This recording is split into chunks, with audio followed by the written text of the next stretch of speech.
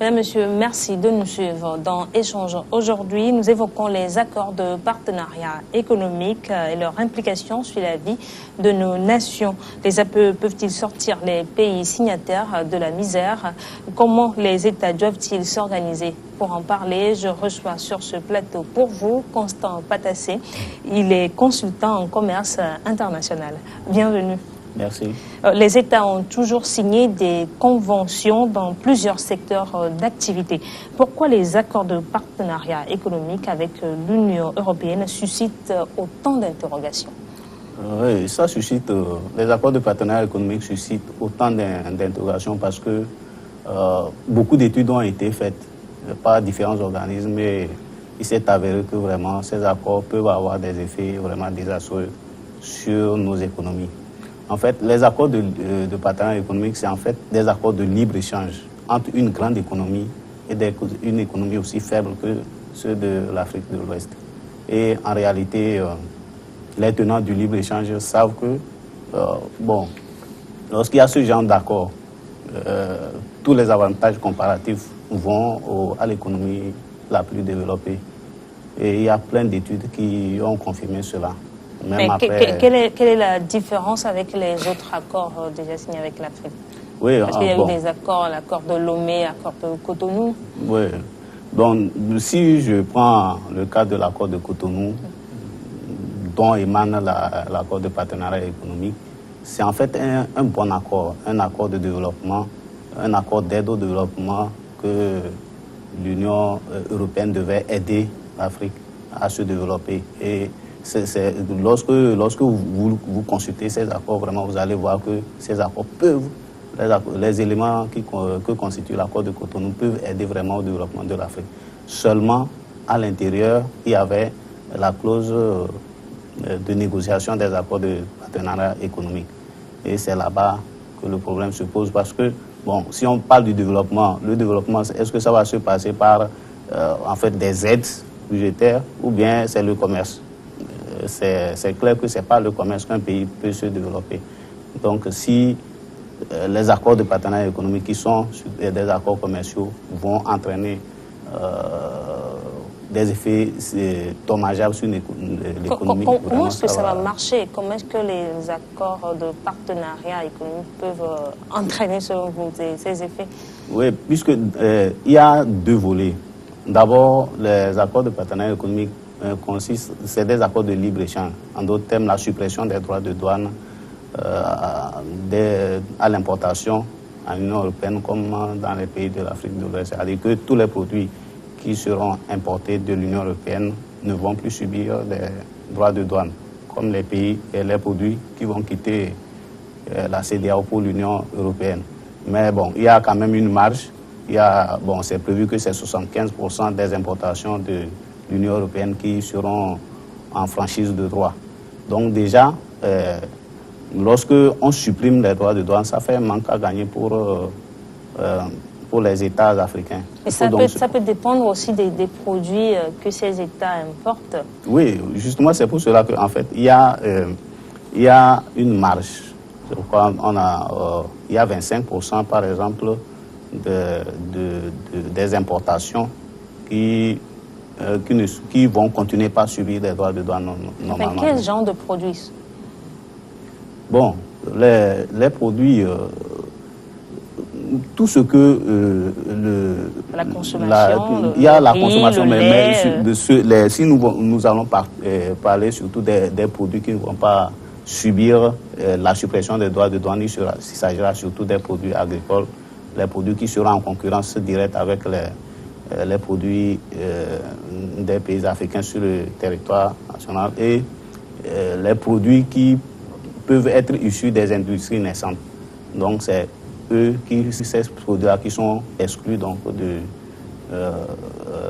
la suppression des droits de douane qu'entraînent les accords de libre-échange. Donc les APE sont des accords de réciprocité. Donc comment est-ce que les États sont-ils partis d'un accès préférentiel à la mise en place de ces accords de réciprocité? reprenez la... Comment est-ce que les États, Oui. enfin les communautés comme la CEDEAO et l'Union européenne sont-ils partis des accords préférentiels, des accords d'accès préférentiel à la mise en place d'un accord de réciprocité que voilà, c'est une belle question. Effectivement, il y avait le système de préférence généralisé, donc qui permettait depuis aux pays sous-développés de l'Afrique arabe et Pacifique d'exporter donc à des droits plus réduits en Union européenne. Mais seulement, il y a la notion de la clause de la nation la plus favorisée de l'OMC. Donc, selon cette notion, lorsque vous accordez des préférences commerciales à un pays de l'OMC, les autres pays de même niveau ont le droit d'en bénéficier. Seulement, les pays de l'Amérique latine... Vous ne pouvez pas faire exception voilà. des États. Voilà, donc ne savent que donc, les pays de l'Amérique latine ont vu qu'ils étaient lésés dans leur exportation. Donc, ça fait qu'ils ont commencé par porter plainte contre l'Union européenne devant l'OMC. Et c'est l'OMC qui a intimé donc, à l'Union européenne de régulariser la situation. C'est pourquoi déjà en 2001, ils ont mis en place un autre système de préférence généralisée qui est l'initiative Tout sauf les armes. Et l'initiative Tout sauf les armes donc accordait la possibilité à tous les pays les moins avancés de tout le monde donc d'accéder, d'exporter en franchise de droit en Union européenne. D'exporter les armes, mais est-ce que les Africains produisent des armes? Voilà, tout sauf les armes, c'est-à-dire qu'ils vont exporter tous les produits sauf les armes. Donc, ça a permis quand même à certains pays du monde, tels que le Cambodge, vraiment de développer son industrie d'exportation. Ça a aidé, mais bon, en Afrique, on ne sait pas pourquoi on n'a pas pu saisir cette occasion donc, pour développer nos exportations. Parfois même, lorsque vous voyez, vous lisez dans certains documents, on dirait que bon, on n'est pas vraiment au fait de ce dispositif. On ne sait pas que ce dispositif existe et qu'on peut l'exploiter pour doper nos économies. Donc on pourrait dire aujourd'hui que les APE ne bénéficient pas à l'Afrique?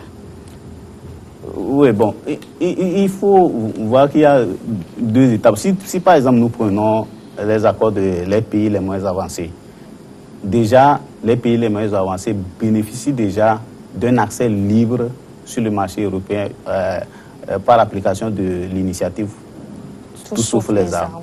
Donc en réalité, les accords de partenariat économique n'apportent pas grand-chose aux pays les moins avancés. Ça ne leur permet pas un accès encore plus que ce que leur aurait accordé l'initiative Tout sauf les armes. Or, l'initiative Tout sauf les armes est un accord qui dure. Ce n'est pas prévu pour limiter un temps. Donc, c'est dit que c'est un dispositif qui va durer.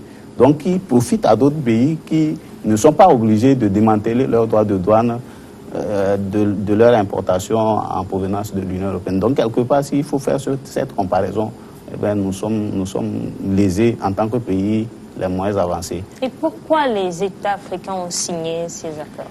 Oui, c'est ça. Surtout si nous prenons le cas de la CEDEAO, il faut féliciter vraiment les négociateurs parce que, en fait, l'accord a commencé, les négociations ont commencé en 2001 et c'était prévu pour être conclu en 2006. Mais on a vu vraiment que non, ça n'allait pas. Donc, les négociations ont tenu jusqu'à 2014. Donc, c'est là-bas que, bon, en fait, c'était des accords, ils avaient voulu faire des négociations par bloc économique.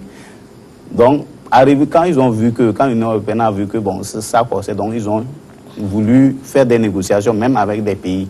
Et c'est pour cela que, par exemple, ils se sont attaqués donc, à la Côte d'Ivoire, au Ghana, qui sont donc des pays à revenus intermédiaires, donc qui ne font pas partie des pays les moins avancés. Donc, eux, si ils doivent continuer par exporter en Union européenne, ils ne peuvent plus profiter des systèmes de préférence généralisés. Donc, ils vont payer les droits de douane normalement et ça va affecter leur capacité d'exportation. Donc, ils pourront ne plus être compétitifs.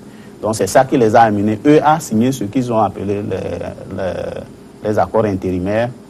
Et en 2016, je crois, la Côte d'Ivoire et le Ghana ont signé, je crois, pour le Ghana, c'est vers début 2017. Donc, ils ont ratifié leur accord intérimaire. Qu'en est-il du Togo? Bon, le Togo, je n'ai pas encore appris que le Togo a ratifié cela, mais je vais relever quelque chose. Bon, comme me le permettre, mais notre droit fondamental, la Constitution du Togo dispose en son article 138 que les traités qui affectent les finances publiques doivent faire l'objet, la ratification des traités qui affectent les finances publiques doit faire l'objet d'une loi. En d'autres termes, ce sont les... Si je comprends, je ne suis pas juriste, mais je suppose que si ça doit être ratifié, c'est le Parlement qui doit donner son feu vert pour que ça soit ratifié. Donc, les membres du Parlement doivent être bien outillés, doivent comprendre profondément la question, tous les tenants et tous les aboutissants de cet accord sur l'économie togolaise avant avant de comprendre parfaitement leurs responsabilités face à cette la ratification. Mais on sait que le Togo a déjà signé ces accords. Une autre question que j'aimerais vous poser, les APE peuvent sortir les pays signataires de la misère? Bon, c'est ce que nous avons dit ici, que c'est un peu difficile. Aujourd'hui même, il y a des études qui ont post-signature APE publiées en 2015 quand même, qui relèvent toujours que les APE vont affecter négativement l'économie de la CEDEAO. Pourtant, lorsqu'on jette un rapide coup d'œil aux tests publiés par les institutions européennes, l'impression c'est que les APE produiraient beaucoup d'avantages pour les économies du continent. Ainsi, ces derniers favoriseraient entre autres le commerce et les investissements directs étrangers. Bien. Prenons le cas des investissements directs étrangers. S'il vous plaît, les investissements directs étrangers, ce n'est pas une dividende que les pays signataires vont recevoir. Pour obtenir les investissements directs étrangers, un certain nombre de conditions doivent être réunies. Dites-moi, prenons un pays comme la France, l'Italie ou bien la Grande-Bretagne. Vous pensez qu'ils vont, à cause des APE, ils vont traverser par exemple le Maroc, la Tunisie, tout ça là pour venir ici et installer leur industrie? Il faut qu'un certain nombre de conditions soient réunies. Bon, le Togo fait beaucoup d'efforts dans ce sens. Mais un autre élément très important, c'est qu'il doit pouvoir trouver sur le marché de la main-d'œuvre hautement qualifiée pour pouvoir travailler, pour pouvoir donc être des employés dans ces industries-là. Mais si la main-d'œuvre n'est pas... Ce n'est pas le cas aujourd'hui en Afrique. Voilà, mais si par exemple... C'est une question que je pose. Oui, mais ce n'est pas le cas? Bien sûr que ce n'est pas le cas. Si vous prenez par exemple chez nous, certains pays l'ont compris, le font. Par exemple, prenez le cas du Kenya, 80% de la formation supérieure est technologique. 80% de l'investissement pour la formation supérieure se fait dans le domaine technologique. Mais donc c'est pour attirer les investisseurs? Oui, et effectivement, vous allez voir que actuellement au Kenya, il y a certains pays comme le Kenya, le Rwanda, des investisseurs viennent simplement. Si vous êtes au Nouvel, vous allez voir que des industries viennent s'installer dans ces pays-là. Donc si nous voulons attirer les investissements directs étrangers,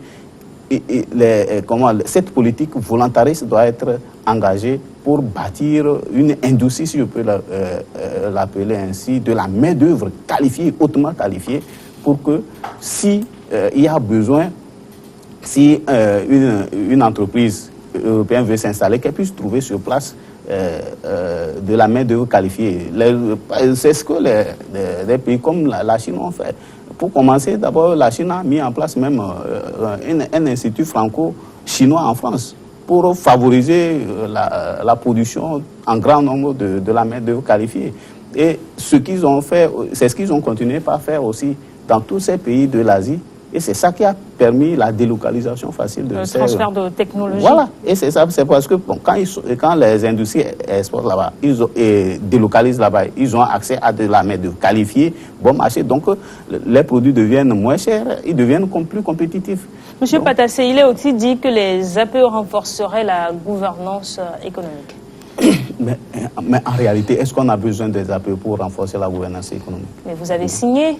Oui, mais c'est pas l'APE qui va... La gouvernance économique, c'est d'abord une question de volonté politique. C'est une question de perception. C'est une question qui doit amener les gens à savoir que s'il n'y a pas une bonne gouvernance, rien ne marchera. Donc, bon, il y a plein d'autres... au niveau, par exemple, de la CEDEAO, il y a beaucoup de dispositifs qui amènent, qui doivent amener la gouvernance, transparence, une bonne gouvernance, notamment, vous avez les directives de l'UOMA relatives à la transparence dans la gestion des finances publiques, qui peuvent aussi aider à une bonne gouvernance. Donc, nous allons marquer une pause et revenir après le journal sur votre chaîne.